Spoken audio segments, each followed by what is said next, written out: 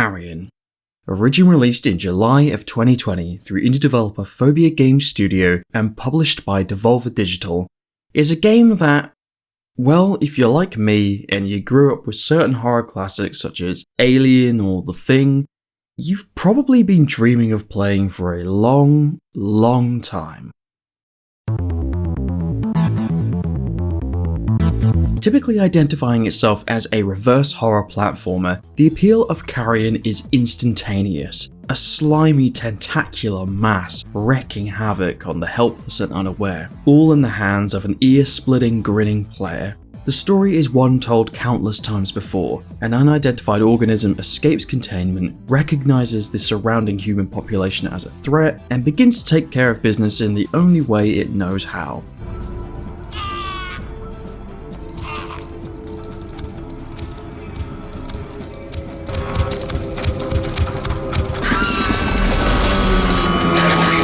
And truth be told, it was within around 5 seconds of darting through corridors or snagging your first victim that I was absolutely, unequivocally in love. I've made no secret of my adoration of the horror genre throughout this channel, so to seize the reins of what essentially constitutes as Abe's Odyssey meets The Thing was like catnip to me.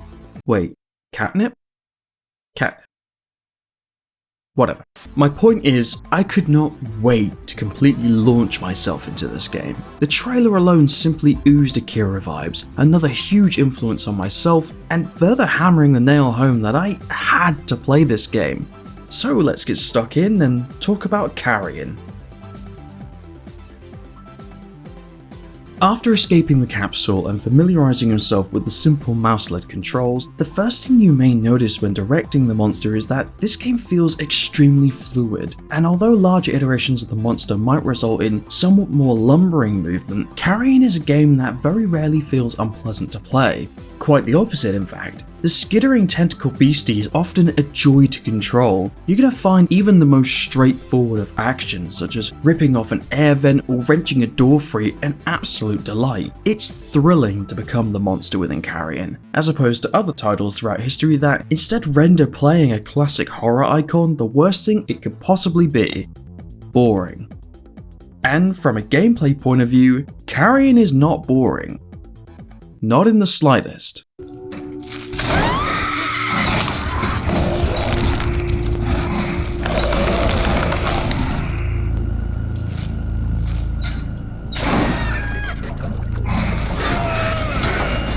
Tearing through seemingly innocent scientists or military personnel often feels ridiculously satisfying, especially when faced with an enemy that actually has the capability to fight back. You might not suspect it from the initial slaughter of helpless man-meat, but CARRION is in fact just as much a game full to the brim with puzzles or situations that require a little bit more forward thinking. Charging headfirst into gunfire hurts like a bitch, especially in the earliest chapters of the game, so you need to play things smart if you want to proceed in one piece. And it's moments such as these that can often result in some of the most entertaining kills of the entire game.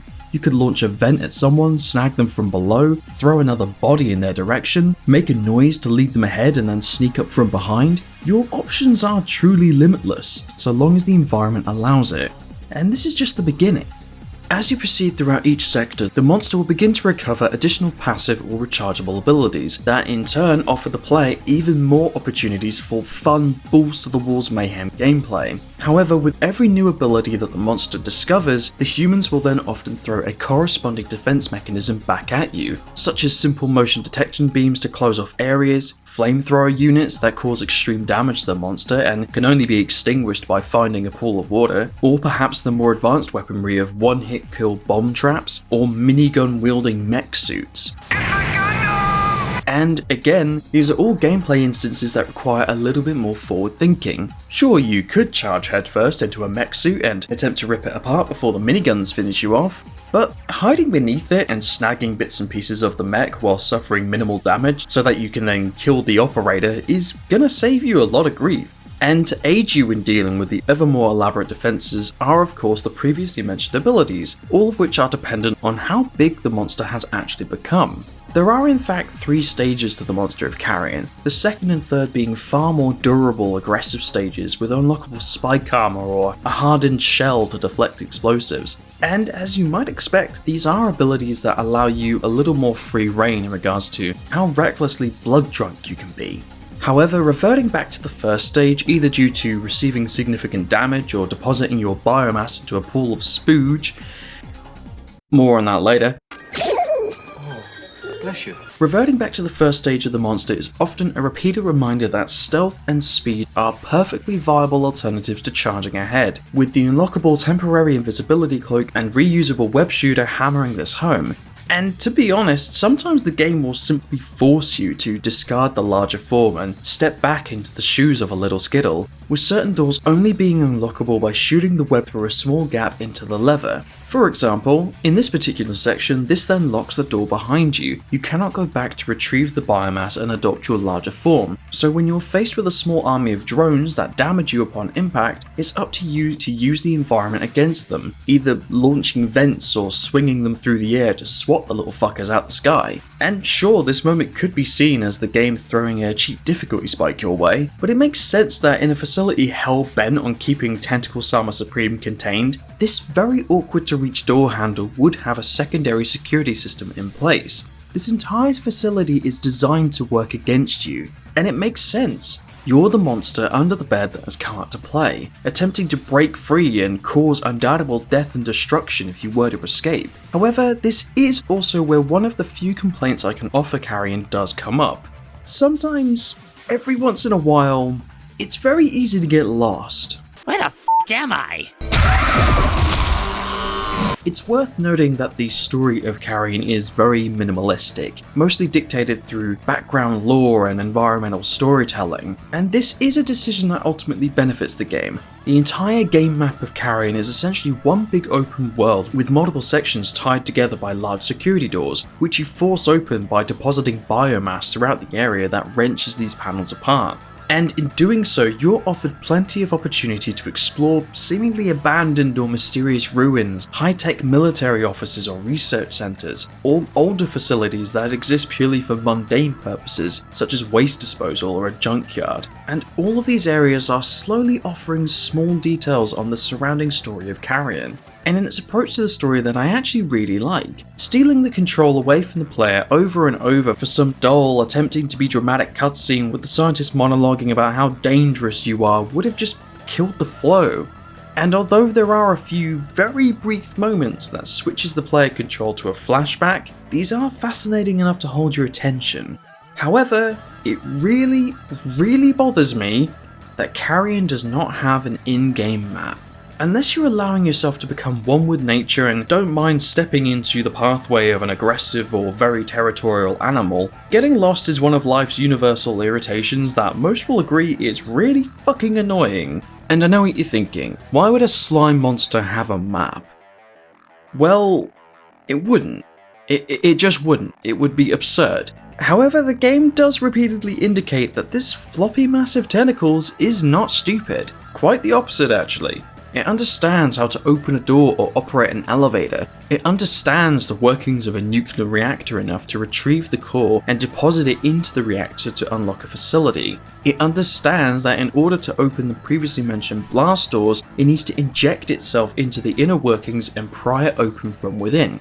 And this is where the absence of a map starts to seem a little short-sighted, even perhaps an attempt to artificially extend the relatively short runtime of the game. Although I don't believe that was the developer's intent. The monster can emit a roar to detect surrounding biomass pods, so keeping in line with the established rules and intelligence of the creature, why wouldn't it be able to use the surrounding pods as a form of internalized navigation? If it's spreading its mass throughout the walls to wrench open these blast doors, surely it can sense other forms of itself enough to map out an area. It doesn't need to be explicit, it would naturally have blank spots to indicate where the creature hasn't yet been or simply cannot deposit any biomass, but it speaks to reason that it could create some form of rough spiderweb map of the areas, just so that the player is offered at least a sense of direction. And here's the thing, I love being this creature, I really do. Exploring the environments as this thing is fun, and Carrion as a whole is a lot of fun. But getting lost and then in turn getting frustrated because of that just ruins the atmosphere. And you might not expect it from a game about a killer beastie, but Carrion is actually full to the brim of some excellent atmosphere. The pixelated artwork of the level design is wonderfully realised, sometimes even more so after you've redecorated the place with the insides of an average Joe. And the ominous music tones spread throughout the game really strive for more of that The Thing influence. Scored by Chris Valesco, much of the music of Carrion is simply dripping with eerie, threatening atmosphere, yet at the same time it can honestly be quite beautiful.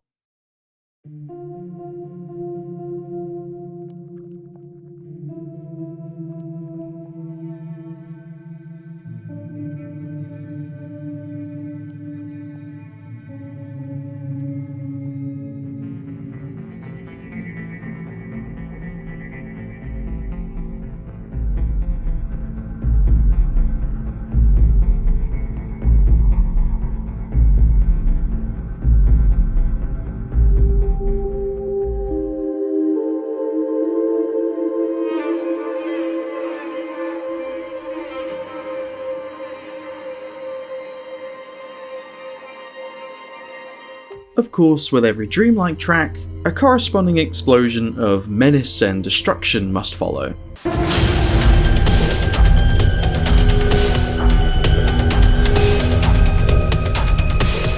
Alrighty, before we go any further, it feels appropriate to throw up a spoiler warning. I'm going to be dipping into the ending of Carrion and also touching on my favourite power of the game, which I absolutely cannot spoil for you if you haven't played it yet because it is ridiculously fun.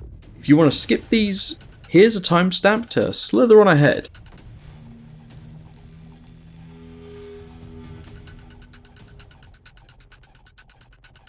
Okay, let's deposit some spoiler spoo.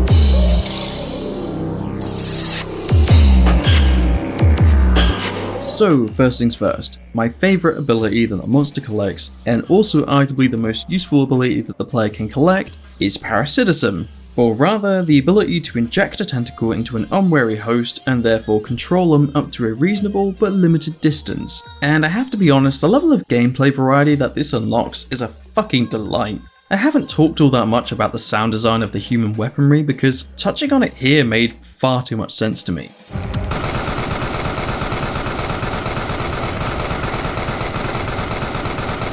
Most of what the humans can throw at you all pack a really heavy punch in regards to their sound design, particularly the machine guns, which sound fucking awesome. Of course, they sound even more awesome when you're the one shooting them. In taking control of the military personnel and using the humans' own weaponry against them, Carrion suddenly becomes a competent side-scrolling shooter, and it genuinely could make for a series of entertaining bonus missions if the developers would perhaps throw the player into the shoes of a rebellious employee or an outside undercover agent tasked with locating and destroying the still dormant creature, for fear of the events of Carrion actually becoming reality, etc, etc. And as for those pesky mechs that keep hindering your progress, well, while controlling a human, you can also control those too, and my word do they pack a punch. Trust me.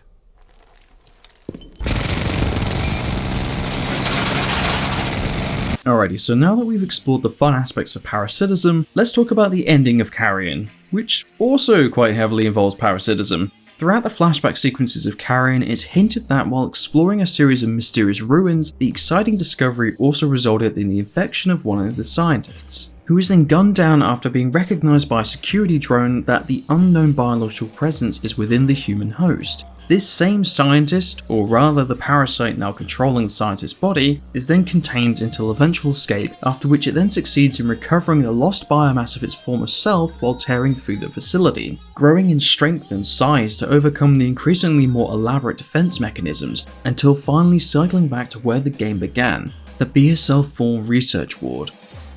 This ward holds the last piece of the puzzle, a more developed form of the parasitism ability that allows the creature complete and total metamorphosis into a convincing human form. And having now completely eviscerated the population of the compound, there is nothing left to stop the monster from escape. It presses its now human hand against the bioscanner, which accepts it as a recognisable human, and walks calmly out of the facility, now free and invisible to the world's population. The camera pans upward, and the game ends.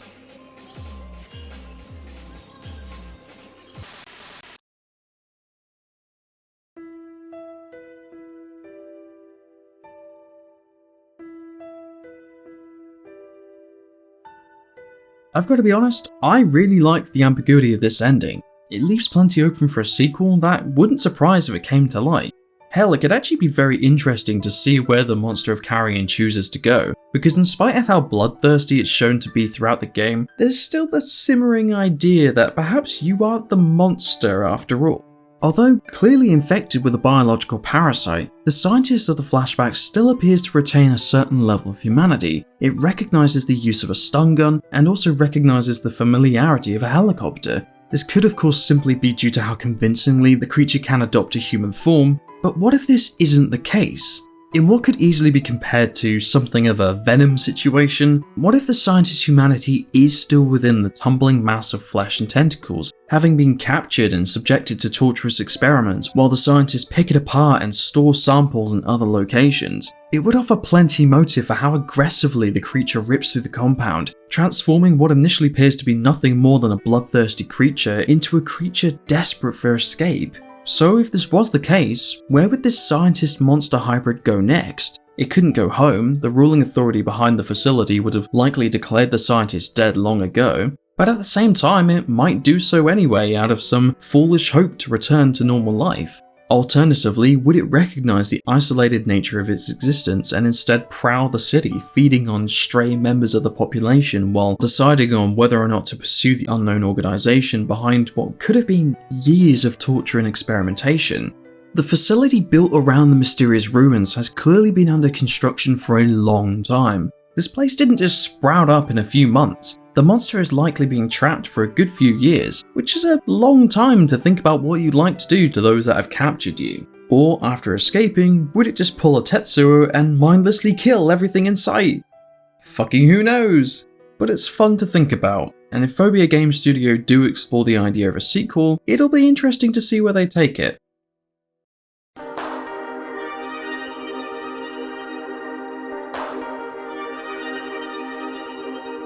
It's not often that I review a more recent, well-known release, but Carrion is one that I was really looking forward to, and ultimately I think it's lived up to what a lot of players wanted it to be. A blast of 80s monster movie fun in the hands of a salivating player looking to let off some steam. Sure, it's not perfect. The whole map thing still remains a point of irritation, and some could argue that it's a little too short for what you're paying, but extending the game's runtime would have likely diluted the experience, and in doing so resulted in a few more bumps in what is mostly a smooth as fuck ride. If you're a fan of The Thing or Alien, I absolutely recommend this game. It's stupidly entertaining, competently executed from a gameplay mechanics point of view, and it's certainly worth your time, especially if you happen to snag it while on sale.